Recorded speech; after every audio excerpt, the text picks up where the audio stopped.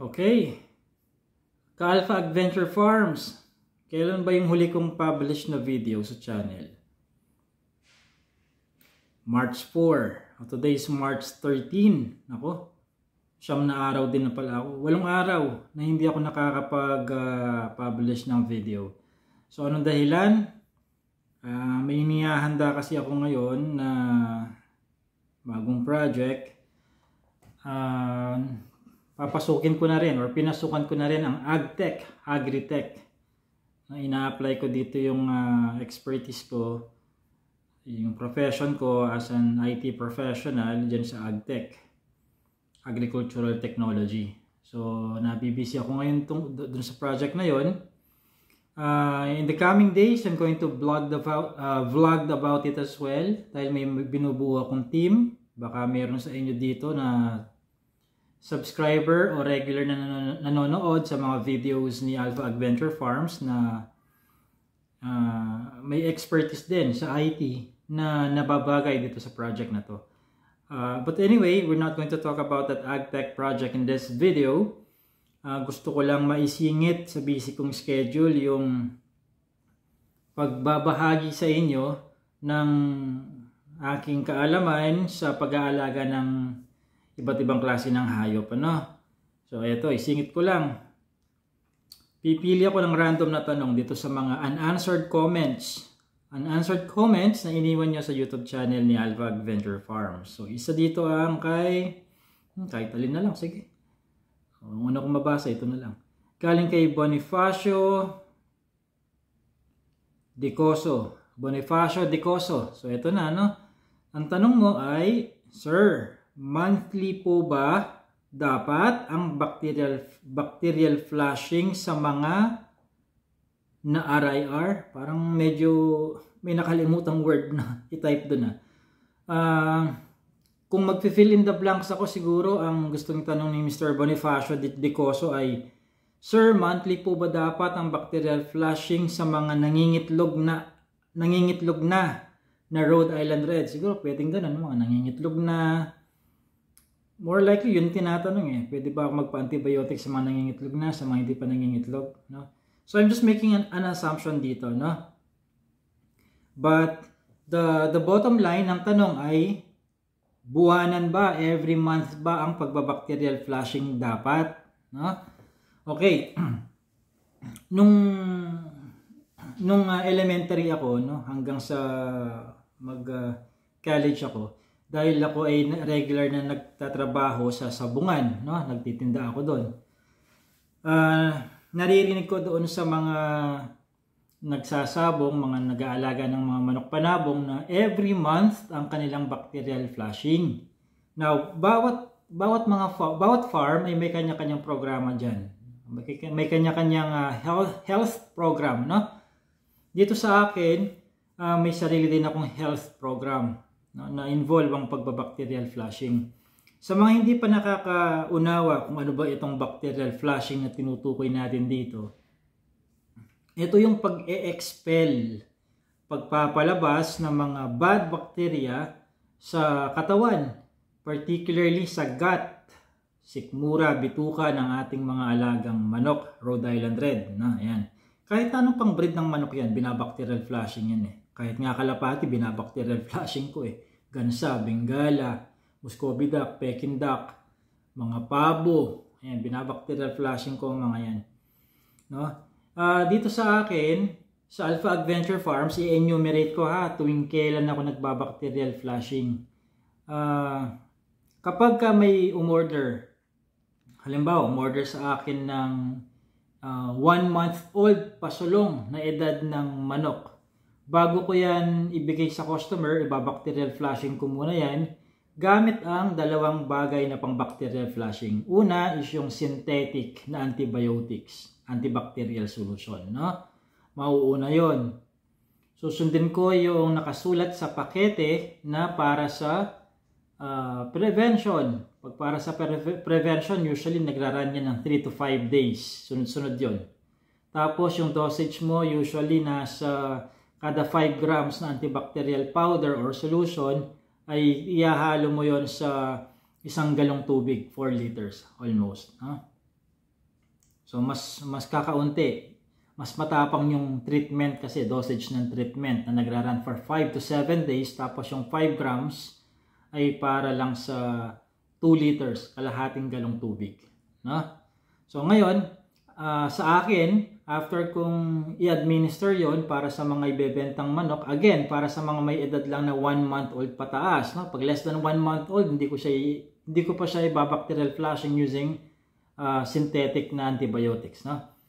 So ngayon, after dun sa mga 1 month old pasulong, after ko ibigay yung synthetic antibiotics, ihahalo ko ngayon sa kanilang drinking water for the entire week, no? 7 araw yon gagawin ko yung aking Oriental Herbal Nutrients. Gaano karami yon? 2 kutsara sa bawat 1 litrong tubig for 7 straight days yun. Hindi lang every other day, hindi lang every 3 days. 7 straight days. Walang purong tubig. Lahat ng iinumin nila palaging may halo ng ganun, no? Yung Oriental Herbal Nutrients na sinasabi ko, hindi ito yung nabibili nyo sa Lazada o Shopee. May sarili akong proprietary formula na organic din. Not exactly organic but natural yung ingredients niya, no? Hindi ko masasabing organic kasi baka mamaya may ginagamit akong herbal medicine or plant doon na kung saan inabonohan, no? NPK, nitrogen, phosphorus, potassium ang ginamit doon, so hindi na siya organic, no?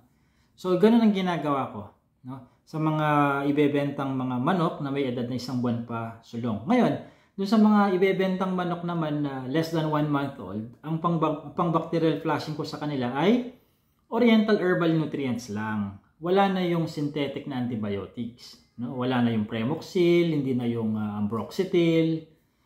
Oriental Herbal Nutrients na lang. 7 straight days din yun, no? Now, saan nyo pwedeng bilhin yan? Sa akin, syempre ako lang, yung proprietary formula ko, ako lang nakakaalam nun, no? So, dyan sa website ni Alpha Adventure Farms, makikita nyo yun. Or, i-click na lang ninyo itong description ng video dyan sa baba, no? Nandyan yung mga links. Basahin na lang ninyo, Oriental Herbal Nutrients. Free delivery yun, no? Whether 1 litro bibilhin ninyo or 100 litro, free delivery lahat yun, no? Now, maliban doon sa pagka may na-order ng manok, tuwing kailan pa ako nagbabacterial flushing? Monthly ba doon sa mga sarili kong breeders? Ganito ginagawa ko. Since hindi naka-free range ang mga breeders ko, lahat ng nilalakaran nila may bubong no? Para iwas doon sa risk ng may makaykay sila, maapakan silang ipot na mga ibon na nasa paligid na hindi ko alaga. Kasi nasa lahat ng mga satellite farms kasi na Alpha Adventure Farms ay nasa mga bukirin. Nasa bukirin, hindi sila doon sa mga subdivision, no? Kaya hindi maiwasan na permanente ang mga ibon sa paligid, no? So ang ginagawa ko, quarterly na lang. Quarterly, pero may exemption to the rule, no? Una, doon sa quarterly na yon, synthetic na antibiotic ang gamit plus yung Oriental Herbal Nutrients. Parang katulad ng proseso sa mga manok na ibebenta, no? Synthetic antibiotic for 3 to 5 days, tapos 7 straight days para sa Oriental Herbal Nutrients. Okay? Hindi ko ginagawang monthly kasi para ma-minimize yung paggamit ko ng synthetic antibiotics, synthetic bacterial solution, no? Para maiwasan ang pag-build up ng or pagiging antimicrobial resistant ng mga kakain ng karne at mga itlog ng mga manok na involved, no? Ayokong ako, ang family ko at yung mga customer ko ay dumating yung panahon na kapag ako na, family ko or kayo na ang kailangang bigyan ng antibiotic sa katawan for whatever reason, sakit, hindi na tayo tatablan. Ayokong mangyari yun, no? Kaya hindi monthly ang pagbabacterial flushing ko gamit ang synthetic na antibiotics. Now, quarterly. Okay, ngayon, sabi ko kanina may exemption to the rule. Kapag ang mga manok na pinag-uusapan, mga babaeng manok, no? let's say, nagumpisa na silang mangitlog or kalakasan nilang mangitlog, hindi ko na sila binabacterial flushing gamit ang synthetic antibiotics. Purong oriental herbal nutrients na lang yun. No? Yung pagbabacterial flushing ko sa kanila, sa mga papaitlog na, nakapagumpisa na o sa mga nasa kalagitnaanan ng kalakasan ng pangingitlog, oriental herbal nutrients, quarterly, nagsa 7 straight days ako. Pero, every 2 to 3 days, nag-a-administer pa rin kami, utos ko yan, ng OHN sa kanilang drinking water.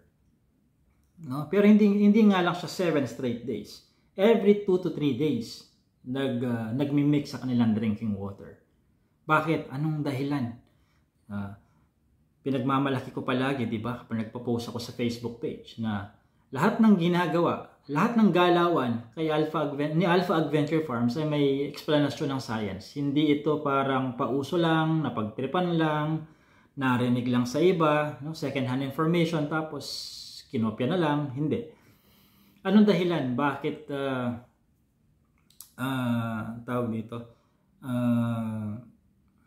Bakit ganun ang bakit hindi ako nagbibigay ng synthetic antibiotics sa mga na pasimula ng mangitlog or nasa kalakasan ng pangingitlog? Dahil usually may kasamang sulfa drugs, sulfonamides, yung mga bacterial solutions na yan, mga pamurga, dewormer, ano? Ano ngayon kung meron silang sulfonamides, no? Meron kasing pag-aaral na nung nag-aaral pa ako, no, na pag-aaralan ko yan, na yung sulfonamides or mga sulfa drugs ay maaaring makapag-inhibit or dulot ng negative effect doon sa paglabas ng egg, no? Yung egg doon sa ovary ng ating inahing manok, no? So hindi ma-develop yung itlog, no? Hindi siya makakalabas doon sa kanyang ovary. So para maiwasan yung mga ganong problema, hindi ako nagbibigay na ng synthetic antibiotics sa mga nangingitlog na. Unless necessary. Kailan ba nangyayari itong unless necessary na ito? O kapag ka may sipon, may sakit ang manok mo, pipili ka, anong gusto mo isakripisyo? Yung buhay ng manok na yan o yung pangingitlog niya? Kaysa sa madamay yung buhay ng manok ko, might as well isakripisyo ko na yung chance na maapektuhan ng pangingitlog niya kaysa naman sa ibaon ko ang manok na yun. Dahil mamamatay siya pag hindi mo ginamot. So doon ako mamimili, ano? Alin ang mas matimbang, no? Yung mga itlog na makukuha ko sana, isasakripisyo ko ba yun? Na ang kapalit baka ilang linggo or baka isang buwan siyang hindi mangitlog, pero masusurvive niya yung sakit niya, gagaling siya. Or bahala na si Batman, no? Hayaan ko na lang yung lakas ng immune system niya ang lalaban sa sakit, no? Kung hindi niya kayanin, ibaon natin, i-dispose natin. Mamimili ako pagka ganun, no? Same thing with you, no? Hindi ko ini-impose ito sa inyo. Kayo ang magde-decide niyan kung alin ba ang mas matimbang sa inyo ayon sa situation ninyo or ayon sa kagustuhan ninyo, preference ninyo, no? But as far as my practice is concerned, mas mahalaga sa akin sa mga ganung pagkakataon yung buhay ng inahing manok. Okay, di bali nang tumigil siya ng pangitlog ng mga ilang araw, ilang linggo, or isang buwan, basta may salba lang ang kanyang ang inahin na yun. So, ganun ang ginagawa ko. Yun ang frequency, Mr. Bonifacio de Coso, yun ang frequency ko ng pagbabacterial flushing. Again, recap lang natin, dalawa ang materials na ginagamit ko sa bacterial flushing, may synthetic antibiotics at saka merong natural, which is the oriental herbal nutrients. Hindi ko sinasabing organic, ha? Ang adjective na ginagamit ko dito ay natural, no? Hindi organic. Kasi kahit nasabihin ko pang organic yung oriental herbal nutrients na yon, hindi pa rin masasabing organic ang manok ko. Bakit? Gumagamit ako ng commercial feeds May fish meal yan. Paano ko yung mga isdang ginamit sa paggawa ng feeds na yan in-antibiotic din. Di hindi organic ang feeds. Di ba? So, may mais yan, di ba? Darak, rice bran ang ating mga commercial feeds. Paano kung yung palay na pinagkuhanan ng darak gumamit ng abono, pesticidio, hindi na organic pati yun, no? Maselan ang paggamit sa salitang organic, no? Maselan. Hindi pwedeng basta mo na lang ipauso yan o i-claim mo na lang, no? Kaya kapag may binibili tayong mga prutas man yan or mga hayop na sinasabing organic, kailangan magkaroon ng ilapag mo yung papeles mo na authentic ka na organic talaga ang binebenta mo. Hindi po pwedeng kung ano lang ang sinabi mo, ayun na yun, no? Masela na sa organic. Okay? So, Mr. Bonifacio de Coso, yun ang kasagutan dun sa tanong ninyo. Inassume ko na nangingitlog ng manok. Anyway, whether nangingitlog o hindi, I think na-cover naman ang sagot ko sa video na ito. Now, kung may mga katanungan pa kayo, let's say hindi lang tungkol sa bacterial flushing, mas mainam na mag-register na lang ho kayo doon sa Module 1 ng Chicken Farming Seminar ni Alpha Adventure Farms. 4 na oras po akong non-stop na nagsasalita doon sa pre-recorded video na yon. Walang break yun, walang cut yun, no? 4 na oras yun. Doon nyo makokopya yung kabuuang programa, literal na ginagawa ko at pinapagawa sa pag-aalaga ng mga free-range chickens. Mga basta manok, no? Whether broiler ang pinag-uusapan, mga layers, mga free-range, kahit pa sabihin mong mga native chickens yan or mga bantams, no? Pwede nyo i-apply yung mga pinagtuturo ko doon sa 4 na oras na yon. Pre-recorded video po yun, hindi nyo kailangan mag-file ng vacation leave, hindi nyo kailangan mag-drive para maka-attend sa seminar in person. Pagka-register ngayong araw na ito, ngayong araw din ito kayo magkakaroon ng access. Kung wala kayong time para mapanood yun ngayong araw na ito, di tuwing Sabado, tuwing Lunes, tuwing Linggo, whatever, kung kailan kayo available. Anyway, ang access nyo sa video ay 1 taon. Siguro naman sa loob ng 365 days, malugaran ninyo ang 4 na oras, no? Kasalanan na lang ninyo pag di nyo napanood within 1 year yon, no? Ngayon, dahil pre-recorded video yon, naiintindihan ko may mga follow-up questions kayo, ilista ninyo lang ang mga tanong ninyo. Sa loob ng 30 days pagka-register ninyo, meron kayong libreng technical consultation sa akin via email. So mas maganda pagka-register, bigyan nyo ng oras, no? 30 days, no? Para magamit nyo yung inyong free technical consultation via email. So yung mga follow-up questions ninyo na ipapadala ninyo within the 30-day period pagka-register, personal kong sasagutin either through email or magre-record din ako ng panibagong video na i-upload ko sa YouTube bilang kasagutan. Priority dun sa mga tanong ninyo.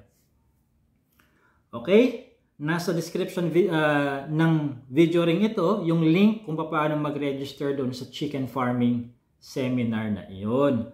Now, doon sa mga medyo gusto ng exclusive na training para sa either sa inyo, sa family ninyo, or sa mga tauhan ninyo, yung ako yung pupunta mismo doon sa farm ninyo, meron tayong ganong klaseng service, no? Exclusive seminar na kayo-kayo lang, no?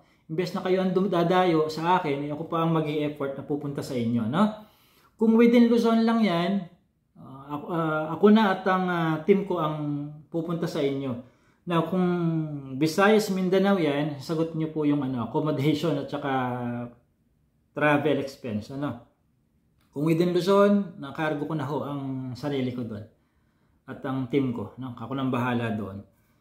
Nasa description din ng video yung link. No? Nasa ang detalye ay nandun sa consultation services, no? Farm consulting services. Exclusive seminar. Nandun yung option na yun. Okay? So, yan. At least mayroon tayong panibagong episode video na may i-upload ngayong araw na to. This has been JC De Guzman of Alpha Adventure Farms.